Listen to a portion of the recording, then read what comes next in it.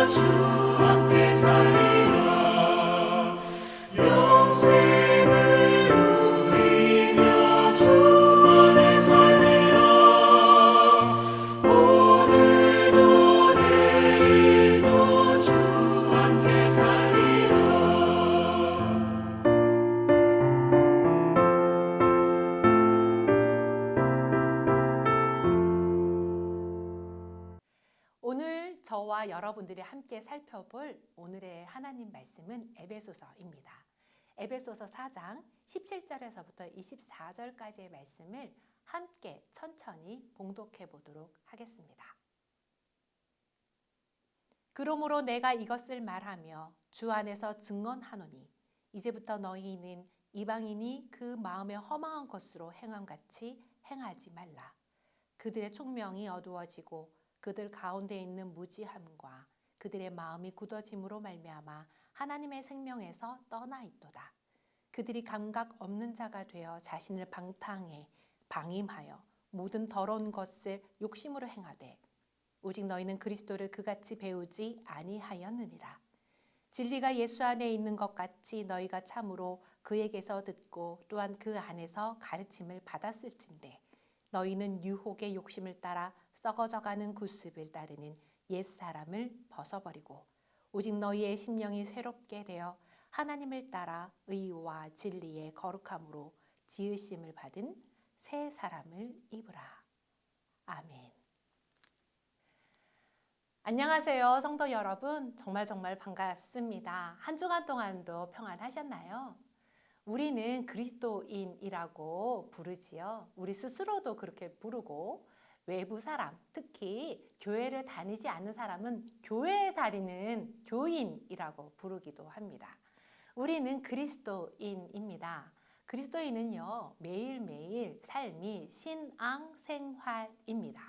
신앙생활에 대한 가르침을 정말 잘하고 있는 본문이 바로 오늘 본문이라고 할 수 있겠습니다.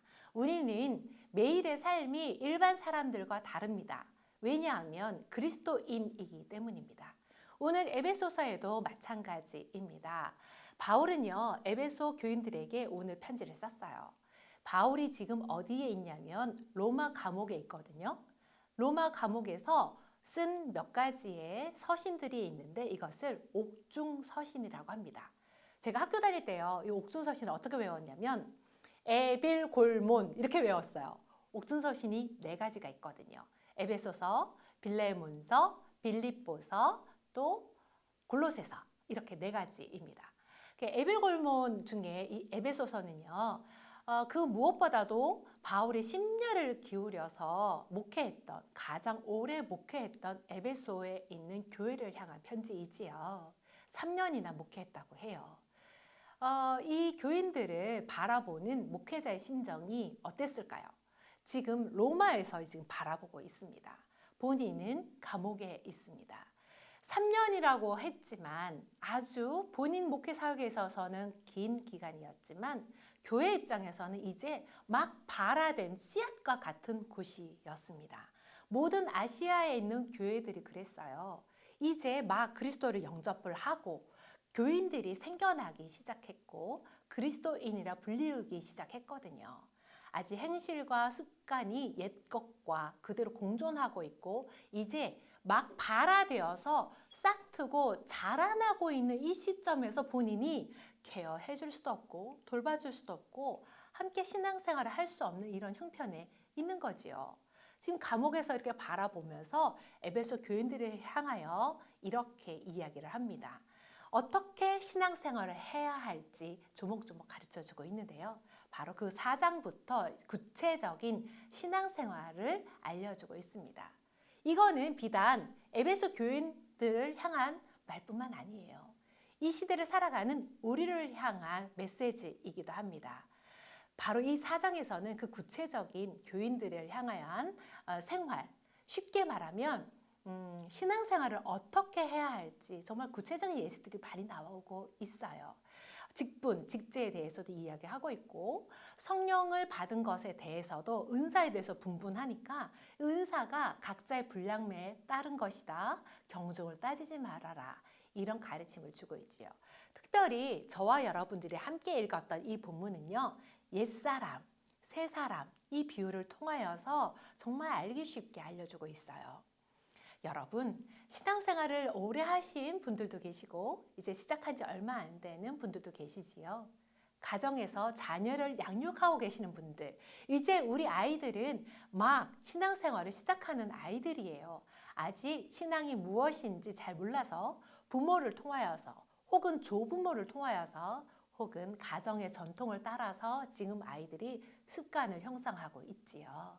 이런 습관 참 중요해요.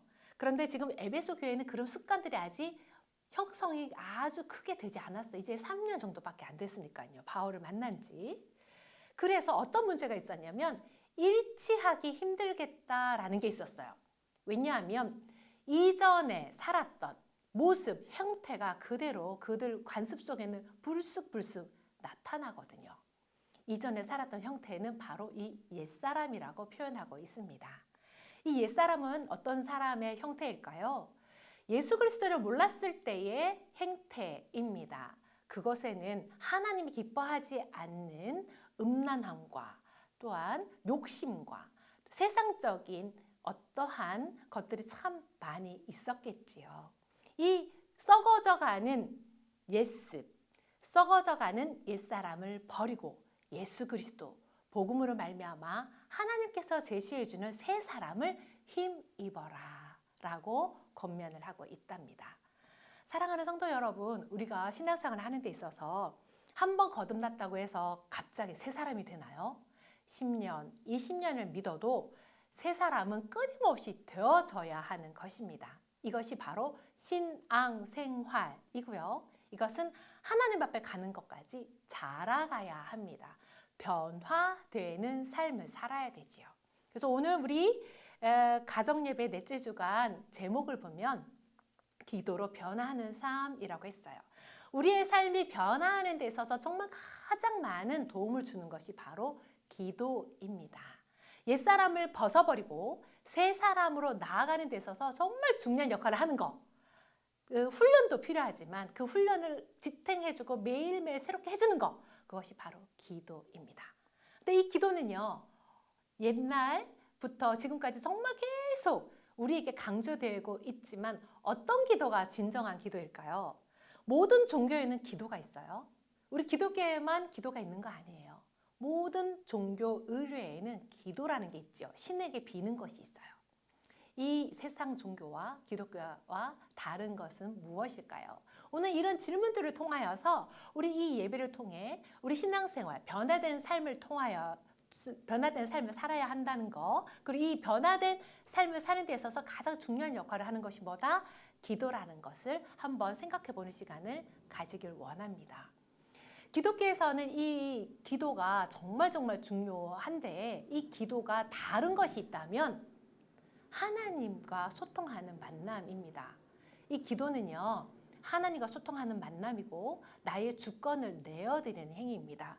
구체적인 신앙생활에 있어서의 새 사람을 변하는 데 있어서의 나의 존재를 변화시키는 주체자가 되기 위해서는 나의 간구를 통해 하나님을 변화시키려 하는 것이 아니라 이 기도를 통하여서 하나님의 뜻을 알고 그 뜻대로 나를 맞추는 것, 나를 변화시키는 것.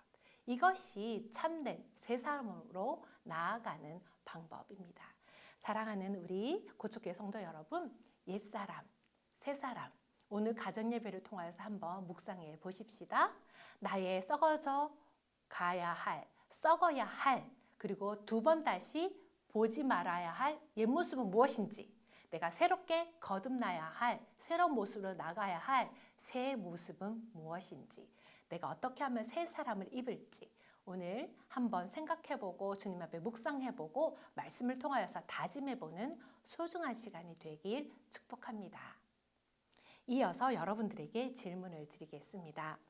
다른 종교와 기독교와 기도가 다른 점 비교를 한번 해볼까요? 다른 종교에도 기도가 있지요. 보통 대부분의 기도는요, 나의 필요를 간구하는 기도입니다. 나의 욕구를 충족하기 위한 기도이지요. 원하는 것을 아뢰고 그 소원이 성취되기를 바라는 것을 기도라고 생각을 하지요. 그러나 기독교는 그렇지 않습니다. 하나님과 소통, 하나님과 대화, 나의 주권을 내어드리는 것. 하나님, 주님의 뜻을 알기 원합니다. 주님의 뜻을 알고 그 뜻대로 살길 원합니다. 기도를 통해서 나를 변화된 삶을 살아가는 것. 이것이 어떻게 보면 진정한 기도의 목적이라 할 수 있습니다. 두 번째, 우리가 날마다 열심히 기도하는 목적은 무엇입니까? 날마다 우리가 열심히 기도하는 목적은 무엇일까요? 주세요, 주세요, 주세요. 떼쓰기 위함일까요? 우리의 간구, 우리의 원하는 소원을 성취하기 위함일까요? 아니죠. 그것은 때로는 우리의 필요를 간구할 수도 있고 당연히 우리 아버지께 구할 수 있습니다. 궁극적인 목적은 하나님과의 소통입니다. 하나님과의 연합입니다. 하나님의 뜻을 아는 것입니다. 그 뜻을 자녀된 우리가 살아드리는 것, 변화된 삶을 사는 것이 진정한 목적이라고 할 수 있겠지요. 더불어서 여러분들에게 한 가지 질문을 더 드릴까 합니다. 내가 버려야 할 옛사람은 무엇일까요?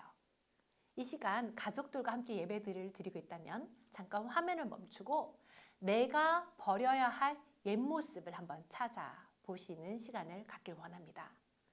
나의 버려야 할 옛모습, 내가 발견하지 못한다면 가족들에게 물어봐줘도 좋겠습니다. 그 옛 모습을 발견하고 확인하고 버리고 새 모습을 찾아가는 소중한 시간 되길 바랍니다. 네, 가족들과 함께 소중한 시간 가져보셨나요?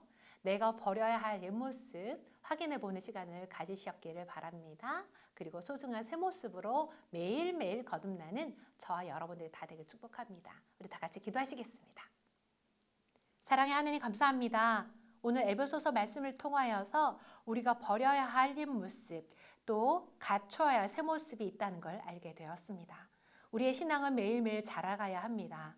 우리의 신앙은 매일매일 성장해 나가야 합니다.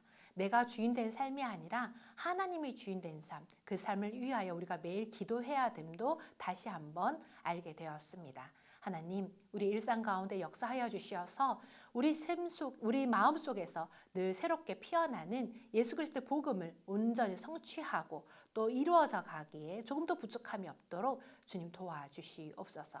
그리하여 하나님 보시기에 아름다운 새 사람의 모습, 새로운 모습, 늘 성장하는 모습, 또 하나님과 소통하는 가운데 일치된 모습, 하나님의 뜻을 이루어져가는 그러한 삶을 온전히 살아내릴 수 있도록 주님 인도하여 주옵소서.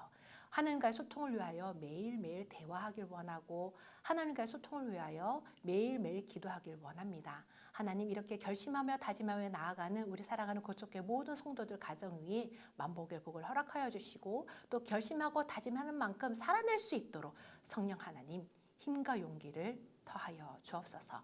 거룩하신 주 예수 그리스도의 이름으로 간절히 기도드리옵나이다. 아멘. 네, 실천 시간입니다. 내가 고쳐야 할 나쁜 습관이 무엇인지 적어보고 그것을 고치기 위해 할 수 있는 방법도 적어보세요. 그리고 그렇게 변화할 수 있도록 기도해보세요 라고 표현되어 있습니다. 내가 고쳐야 할 나쁜 습관이라면 우리가 아까 이야기했던 옛사람의 모습이겠지요. 그래요. 이렇게 우리가 확인해보는 것 작업은 참 중요한 것 같습니다. 매일매일 새로워지는 소중한 첫걸음이 되길 축복합니다. 암송구절입니다. 오늘의 말씀 중에 가장 중요한 말씀 4장 24절 말씀을 두 번 우리가 함께 읽으면서 외워보는 시간을 가지도록 하겠습니다. 하나님을 따라 의와 진리의 거룩함으로 지으심을 받은 새 사람을 입으라. 한 번 더 우리가 읽으면서 암송해 보도록 하겠습니다. 하나님을 따라 의와 진리의 거룩함으로 지으심을 받은 새 사람을 입으라. 아멘. 네, 날이 점점 좋아지고 있지요. 더워지는 날씨 가운데에 건강 유의하시고 모두 행복한 한 주간 또 보내시길 바랍니다. 사랑하고 축복합니다.